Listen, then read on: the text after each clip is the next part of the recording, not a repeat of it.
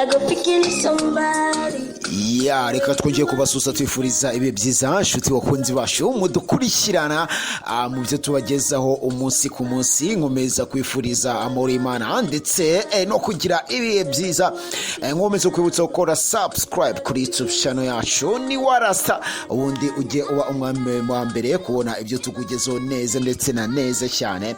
Kuri uno munsi rero tuba tugarutse gusubiza ikibazo twabajijwe n'abakunzi bacu benshi cyane nyuma yuko twabagejeje ubusobanuro bw'amazina ndetse n'ibijyanye n'intoki bijyanye n'indabo n'ibindi bitandukanye. Abakunzi bacu bakaba baradusabye ko tubagezaho byinshi bijyanye n'ibimenyetso bya horoscope. Ahanga rero kuri uno munsi tukaba ari byo tugiye kugarukaho, ukaba witegurirwa kandi ukabigezweho nanjye Mr. Emmy Wala binanyura kandi kuri Radio Superstar. Ya kuno munsi ronko navuze tukazugiye gukora ku bimenyetso bya horoscope. Iri jambo ushobora kuba atari ubwa mbere uryumvishe. Niba ari ubwa mbere, horoscope ni uburyo bukoreshwa kuva na kera cyane mu gihe bakoreshaga kugira ngo bamenye ibiranga umuntu cyangwa uburyo umuntu ateyemo, ndetse byagenderwaga ku kwezi umuntu avukamo ndetse bakabihuza n'imibereho y'umuntu bitewe n'igihe yavukiyemo. Ibi ngibi benshi bagenda babyizera. Iri zina rikomoka ku magambo abiri y'ikigereki ariyo hora isobanura igihe ndetse na scopus bivuga kugenzura. Muri make rero bivuze ko ari ukugenzura ibihe, ari byo horoscope. Benshi bizera cyangwa bakoresha horoscope bavuga ko rwose usanga bihura n'imico yabo, ndetse bamwe babishimangiraho mu gushaka akazi, abakunzi n'ibindi binyuranye, kubera ko akenshi na kenshi iyo ugenzuye usanga bijya guhura n'imyitwarire yabo.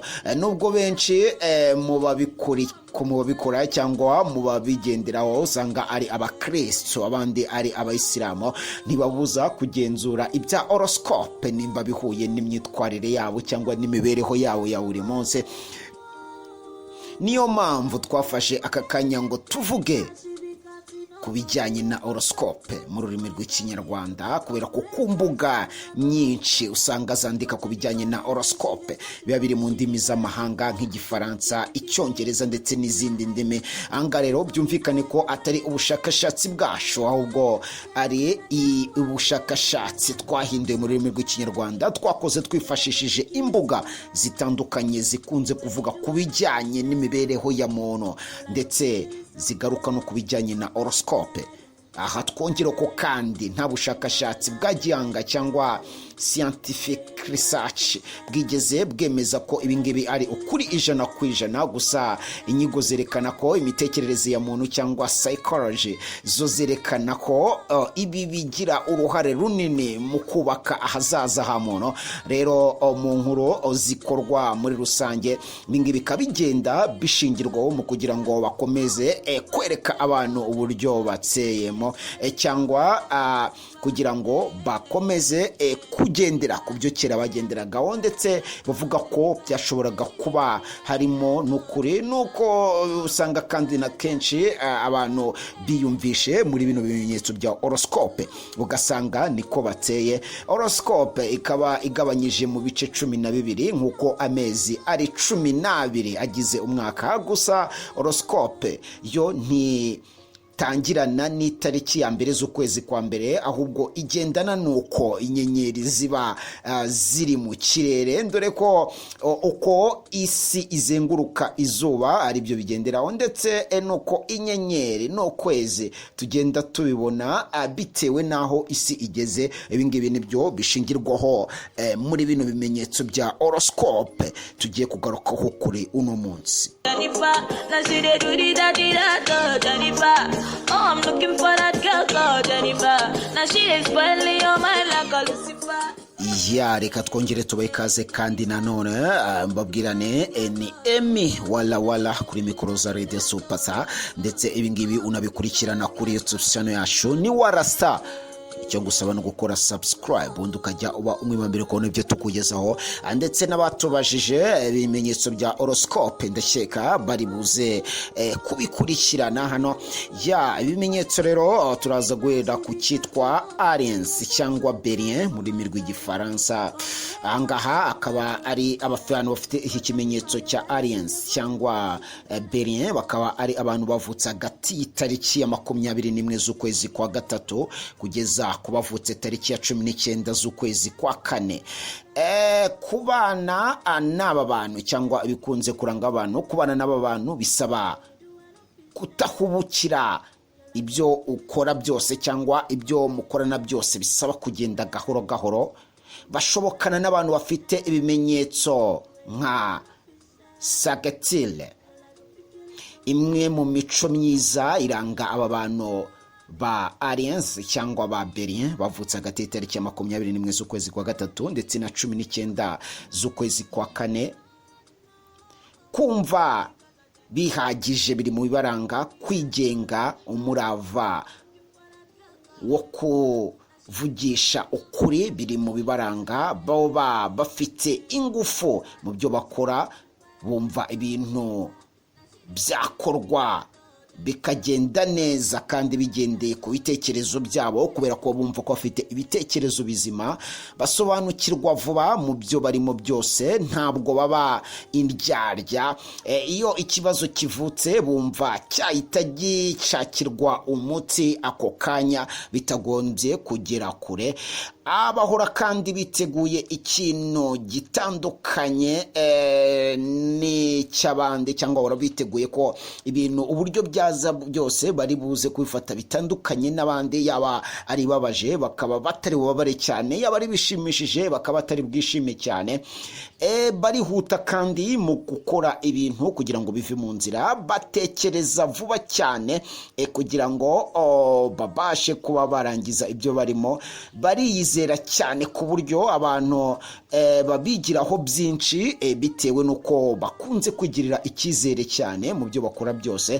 Icyo cyizere bigirana n'umurava wabo nibyo bituma bavamo abayobozi. Gusa iyo bafashe imyanzuro itariyo ibikorwa byakozwe nabi, bashobora kuba bakwisubiraho cyangwa bakwitekerezaho bagasanga ibyo bakoze bitari biri mu nzira nziza, bakaba bakwisubiraho.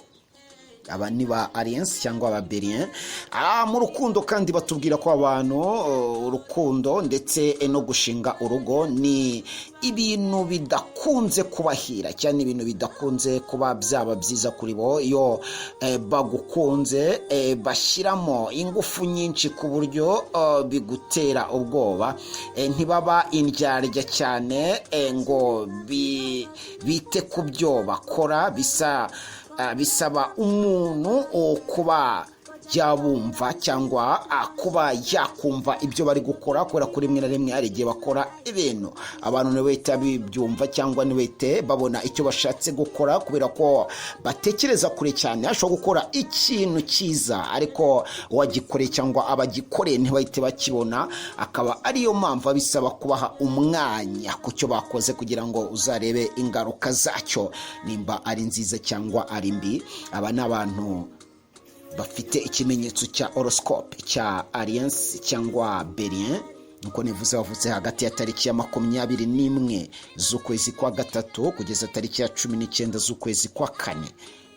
Dukomereze ku kimenyetso cya Taurus cyangwa Tauron. Aba bakaba ari abantu bavutse hagati y'itariki ya 20 z'ukwezi kwa kane kugeza ku itariki ya 20 z'ukwezi kwa gatanu. Kubana nabo bisaba guhinduka bitewe n'ibihe murimo. Bashobokana kandi n'abantu bafite ikimenyetso cya Vierge cyangwa Virgo, ndetse n'abantu bafite ikimenyetso cya Capricorne. Ibi nabyo tuzagarukaho, turi buze kugarukaho mu bimenyetso bya horoscope biri imbere. Imico myiza ibaranga harimo guhama hamwe mu byo barimo, gutekereza byegeye imbere, kwihangana, umutuzo no gukomera ku nshuti zabo. Bagira ingufu nk'iz'abantu bari mu kimenyetso cya aliens twagarutseho haruguru, ariko ibikorwa byonyine ntibibanezeza, ahubwo bumva byagendana no kubisobanura. Bumva hagomba kuboneka umusaruro. Iyo nta muntu ubyizera ko umusaruro ushobora kuba waboneka, bagafata iya mbere mu kwerekana ko ibingibi bishoboka. Ntibakunze gutangiza imishinga, ahubwo bayizamo baje kwishyigikira cyangwa kuba bakomereza aho mugeze.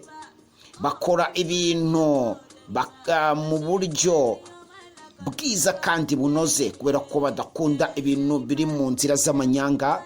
Ntibakunda impinduka, bakunda kugenza ibintu gahoro gahoro. Ni abanyabwenge ariko baratekereza kandi bitonze. Mu rukundo, aba bantu b'ikimenyetso cya Taureau bakaba cyangwa urukundo n'ibijyanye no gushinga urugo ni ibintu byabo, cyangwa ni ibintu bikunze kubahira. Bakunda gufata inshuti bakayigumana, cyangwa ntabwo bapfa kurekura inshuti babonye. Gushinga urugo babigiramo imishinga, kuko ntibaca inyuma yabo bashakanye, kandi nabo bumva byamera gutyo, uwo bashakanye ntabaca inyuma. Bacunga bagenzi babo kandi bakagira ishyari iyo bababajwe mu rukundo rwabo. Bashimishwa n'utuntu dutoya cyane mu rukundo. Iyo ubahaye urukundo, bakarya neza, bakaryama neza, bakaba ahantu heza, biba bihagije kuri bo, kandi mwibanira iteka ryose. Iyo bigenze gutyo, ntibakunda ibintu bihambaye cyane cyangwa ibintu bihenze by'akayabo. Ubukire babufata nk'umutuzo ndetse n'umutekano. Niyo mpamvu bakunda kubushaka kandi bakigwizaho ibintu iyo ari ngombwa. Aba ni abantu bari mu kimenyetso cya horoscope cya Taureau, bavutse hagati y'itariki ya 20 z'ukwezi kwa 4 kugeza tariki ya 20 z'ukwezi kwa 5. Dukomereze ku bantu bafite ikimenyetso cya Gemini cyangwa Jumeaux, bavutse hagati y'itariki ya 21 z'ukwezi kwa 5 kugeza 21 z'ukwezi kwa 6. Kubana nabo bisaba kugira ibitekerezo bishishikaje cyane. Bashobokana kandi n'abantu bafite ikimenyetso cya horoscope cya Libra ndetse na Aquarius. Imico myiza ikunze kuranga aba bantu ba Gemini cyangwa Jumeaux: bamenya kuganira neza, gutekereza vuba no gufata mu mutwe vuba cyane. Bakunda imikino kandi inkuru yaba ariyo yose ishobora kuba yabaturisha mu mutwe nazo bakaba zikunda. Bamenya cyane kuryoshya inkuru, cyangwa ni abanyamashyengo. Aho bare ntabwo irungu rishobora kuba ryakwica. Bashobora gukoresha iyi mpano yabo mu gutwika cyangwa mu kubaka ikintu cyiza. Bakaba batuma ikintu cyiza kimenyekana cyane, cyangwa bakaba batuma ikintu kibi kiba kibi cyane, bitewe n'uburyo bazi kuvuga ndetse no gusasira inkuru bakayiryoshya. Bakunze kuvamo abarimu, abanditsi ndetse n'abanyamakuru. Bakanagisha inama ku byo batari kumva neza.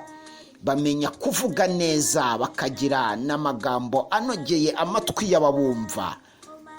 Kumenya kuvuga neza kwabo nibyo bituma akenshi urukundo rubahira. Gusa nabo kwitondera, kuko bakugaragariza ko bagukunze cyane, ariko rimwe na rimwe ugasanga atari ko bimeze mu mutima. Iyo ushaka kureba uko mumeranye, ureba ibyo bagukorera kuko bagira ibanga cyane ku bantu bakunda, ntabwo babumva ibintu byose babisharinga. Bakunda abantu bagira ikinyabupfura, bize, bagenza make kandi b'abahanga, bafite amikoro cyangwa kashi kurushaho. Bamenya gushaka amafaranga mu buryo bwinshi, gusa bayafata nk'ikintu cyo gufasha umuryango wabo, bagira ngo ibintu bizabe byiza mu minsi iri imbere. Bagira isoko, bamenya gusobanura ibintu abana babo, bamenya gusobanurira ibintu bitandukanye abana babo, bituma bivuga ko bavamo ababyeyi beza. Aba ni abantu bari muri kimenyetso cya horoscope cya Gemini cyangwa Jimo, bavutse hagati y'itariki ya 21 z'ukwezi kwa gatanu kugeza tariki ya 21 z'ukwezi kwa gatandatu. Dukomereze ku kimenyetso cya Cancer cyangwa Cancer. Ni abantu bavutse hagati y'itariki ya 22 z'ukwezi kwa gatandatu kugeza tariki ya 22 z'ukwezi kwa karindwi. Kubana nabo bisaba kwitwararika mu myitwarire. Bashobokana n'abantu bafite ikimenyetso cya Scorpion na Pisces. Imico yabo myiza, bamenya gufata neza abantu, bakunda gukora ikintu biyumvamo, bumvira umutima wabo, kandi niyo ubagishije inama bagusaba kumva umutima nama wawe. Kuri bo ntabwo igitekerezo gihagije, ahubwo kwiyumvamo ikintu nibyo by'agaciro kuri bo. Iyo bari mu bantu batazi cyangwa ahantu hadatekanye, ntacyo bibatwara, ahubwo bumva bafite amahoro. Ikindi kandi, iyo wabaye inshuti nabo bagukomeraho, kuko batishimira gutakaza inshuti. Ntibakangwa kabone n'iyo uhemukiye cyangwa ubahemukiye, babumva hari uburyo bwo gukemura ibyo byabayeho, mugakomeza kuba inshuti. Niyo mwashwana bigeze hehe, baba bufata iya mbere mu kuba mwakongera gusubirana.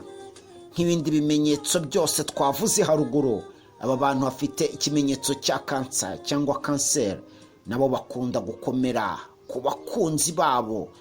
Iyo bashinze urugo bagumana n'abakunzi babo igihe cyose, gusa bisaba kumenya ibintu bakunda, kuko barakazwa n'utuntu duto cyane kandi tw'amafuti. Ariko iyo wabimenye, mwibanira ubuziraherezo cyangwa igihe kirekire, kubera ko kandi nanone iyo mwageranye utu tubazo, ari bamwe mu bafata iya mbere mu kudukemura. Umuryango nicyo kintu cy'agaciro kuri bo. Bakunda abana babo ku buryo bakorera buri kimwe cyose umwana wabo. Umumama ufite ikimenyetso cya Cancer cyangwa Cancer niwe mubyeyi mwiza ubaho, cyangwa bavuga bati aba ari umubyeyi w'akataraboneka ku bana be. Umuntu wese wo muri uyu muryango wabo baramubaririza cyangwa bamugenda ku butari impamvu mbi, ahubwo ari kugira ngo bamwiteho kuri buri kimwe cyose, batitaye ku cyaha icyo ari cyo cyose yaba yakoze mu muryango. Bahora bumva waba uri bugufi yabo. Bagira ingo nziza zitekanye kandi zituje, kandi babaho neza kuko bamenya kubana neza n'imiryango yabo ndetse n'inshuti zabo. Akaba ari abari mu kimenyetso cya horoscope cya Cancer cyangwa Cancer, bavutse hagati y'itariki ya 22 z'ukwezi kwa gatandatu kugeza 22 z'ukwezi kwa karindwi. Dukomereze ku kimenyetso cya Leon. Abantu bavutse hagati y'itariki ya 23 z'ukwezi kwa karindwi kugeza 23 z'ukwezi kwa munani. Kugira ngo ushobokane nabo bisaba kwicisha bugufi. Bakunze kumvikana cyane cyane n'abantu bafite ikimenyetso cya Aries cyangwa Sagittarius. Imwe mu mico myiza yabo, ubushobozi bwo kuyobora, kwiyizera, kwiha agaciro, kugira ubuntu. Bakunda kwishimisha no gukora. Mu mico yabo baba biyumvamo kuyobora, kandi bakayobora bashaka inyungu za bagenzi babo, apana inyungu zabo. Bari kuri iyi si kugira ngo babe nk'inyenyeri za rubanda, kandi babe abayobozi beza nk'uko babyiyumvamo. Aba bantu bakunda ubuzima kandi bakunda ibintu bituma bishimisha. Bakunda umuziki, ikinamico n'uburyo bwose bwo kwishimisha. Kuri bo ubuzima butarimo kwishimisha ntacyo bwaba bumaze kuri bo. Ntibakunda umuntu ubabwira ikintu cyo gukora, kubahereza amabwiriza ya buri kimwe cyo gukora. Niyo mpamvu mu mico yabo ari bo babona bagomba kuyobora kugira ngo bafate ibyemezo, kandi bumva ko ibyemezo bafashe bifitiye inyungu rubanda muri rusange. Ubusanzwe gushinga urugo ntabwo aba bantu bafite ikimenyetso cyaryo babikunda. Kuri bo bumva bagira inshuti yabo yo kwishimisha gusa, ariko igihe cyose babikoze ntabwo bashurashura, kandi bakaba banashinga urugo inshuro irenze imwe. Aba bantu babaho bafite urukundo ku nshuti zabo, ndetse bakanabazirikana cyane cyangwa bakabyubahiriza. Akaba bari mu kimenyetso cya horoscope cya Lion, bavutse hagati y'itariki ya 23 z'ukwezi kwa karindwi kugeza 23 z'ukwezi kwa munani. Dukomereze ku kimenyetso cya Virgo cyangwa Vierge. Abantu bavutse hagati y'itariki ya 24 z'ukwezi kwa munani kugeza tariki ya 22 z'ukwezi kwa cyenda. Kugira ngo ushobokane nabo bisaba kuba uciye akenge.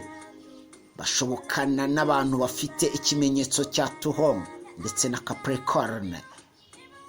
Imico myiza yabo ibaranga gukoresha umutwe, batekereza, umuco w'ubushishozi, ubushishozi bwo kwitekerezaho ndetse no gutekereza ibintu byinshi muri rusange bifite inyungu rubanda. Bumva nta kintu kigomba kuba kwanduza imibereho yabo ndetse nabo bari kumwe. Iyo isi